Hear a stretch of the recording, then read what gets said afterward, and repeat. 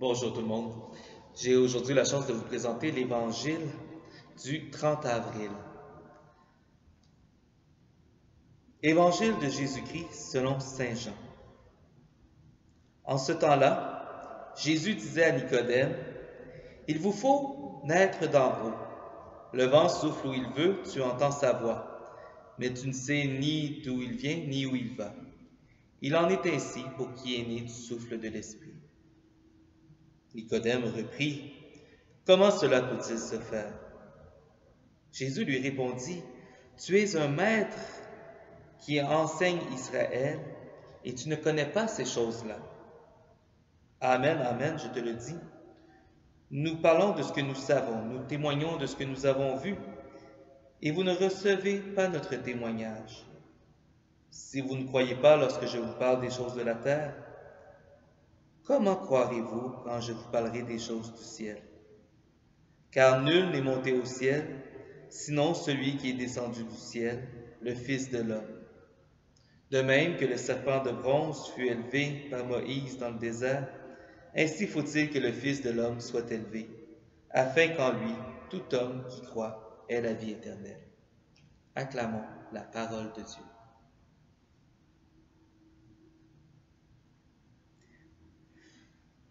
Le petit commentaire que j'ai le goût de faire aujourd'hui et qui me parle beaucoup, c'est le renversement qui est dans la situation.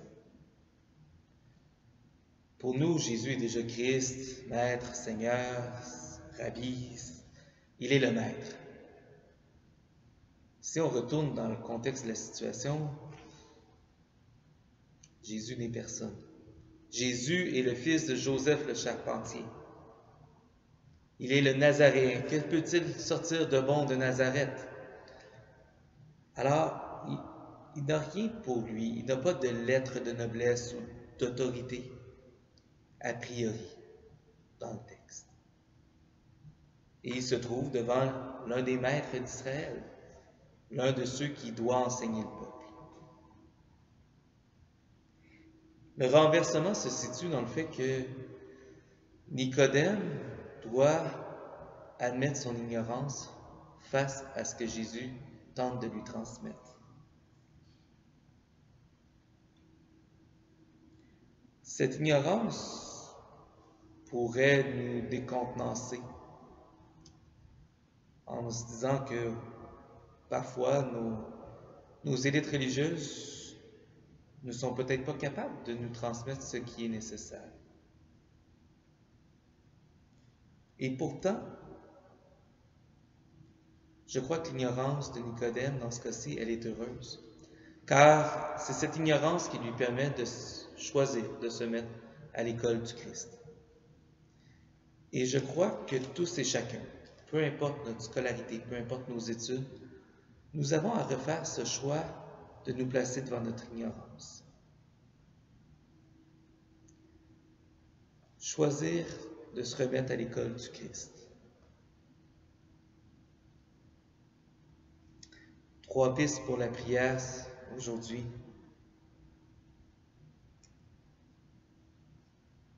Peut-on être connaissant de Dieu? Tu es un maître qui enseigne Israël et tu ne connais pas ces choses-là.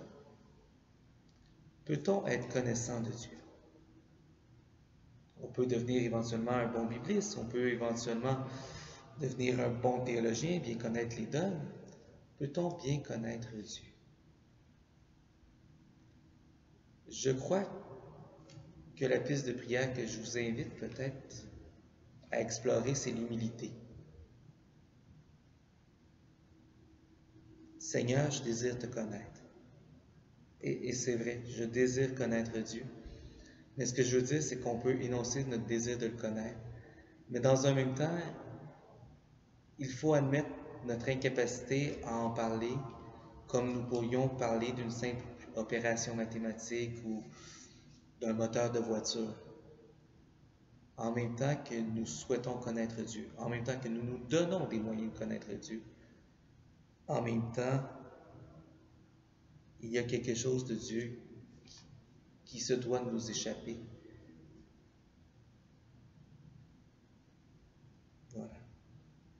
Donc peut-être une humilité. essayer de réfléchir à comment exprimer notre désir de connaître Dieu, tout en étant capable d'affirmer que nous ne le possédons pas. Deuxième piste pour la prière.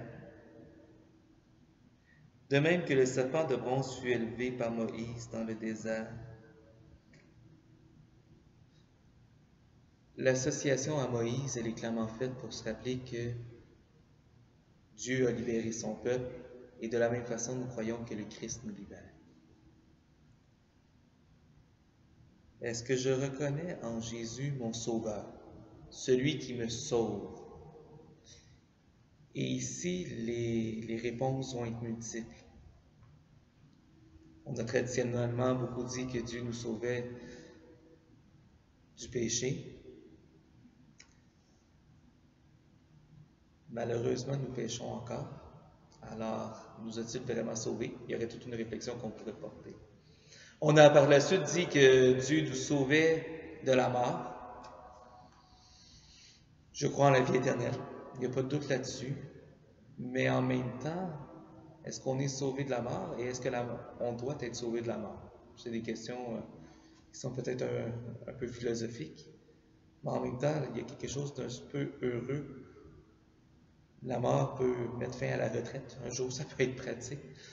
Mais où je veux en venir, c'est une réponse qui m'avait été donnée par un père, par Michel Proulx, provincial des Montré, qui disait « Jésus est venu nous sauver de toutes les fausses images de Dieu qui nous oppressent.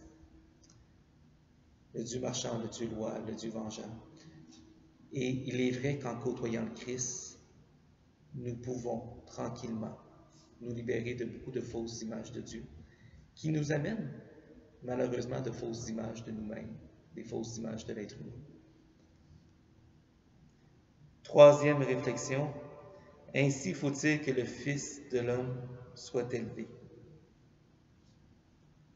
Alors la piste de réflexion pour la prière est simplement de peut-être essayer de mettre un peu cette opposition entre l'abaissement du Fils de Dieu venu sur terre, condamné à la croix, donc tout cet abaissement, cette venue vers nous, qui en quelque part constitue en même temps pour nous son élévation, parce que c'est dans le don total de sa vie, dans le fait d'être allé au bout de cette conviction que Dieu nous aime au-delà de nos fautes, qu'il a été élevé sur la croix, et qu'il sera pour les chrétiens à tout jamais le Christ est Seigneur. Alors cet abaissement, cette révélation du Christ, mais peut-être aussi réfléchir à cette dynamique, peut-être dans votre vie, d'abaissement et d'élévation. Sur ce, poursuivons notre joyeux temps pascal. Bonne journée.